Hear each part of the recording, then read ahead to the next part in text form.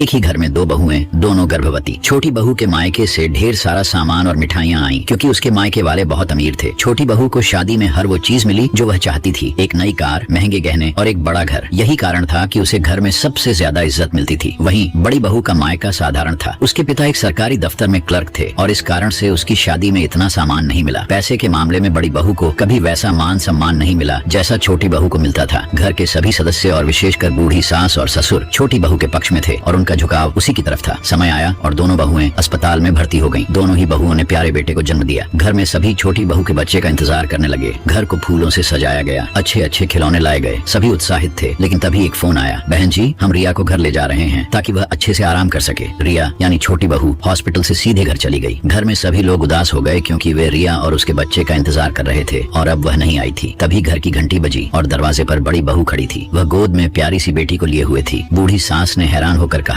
बेटी तुम घर क्यों नहीं गई? शायद तुम्हें यहाँ आराम नहीं मिला होगा। बड़ी बहू ने मुस्कुराते हुए जवाब दिया, माँ जी ये घर तो मेरा ही है, यहाँ जितना आराम मुझे मिलेगा कहीं और नहीं मिल सकता। ये सुनकर बूढ़ी सास का दिल भर आया। सास ने सोचा, मैंने हमेशा पैसे और दिखावे की वजह से अपनी बड़ी बहू को नीचा दिखाया। आज वही बहू अपने बच्चे के साथ इस घर में हंसी खुशी ले आई है, जबकि मैंने कभी उसे सच्चे प्यार से नहीं अपनाया। कहानी का निष्कर्ष, पैसा केवल भौतिक सुख सुविधाएं खरीद सकता है, लेकिन खुशी, संतोष और सच्चा प्यार और रिश्ते नहीं। क्या आप मेरी बात से सहमत हैं? बोलो।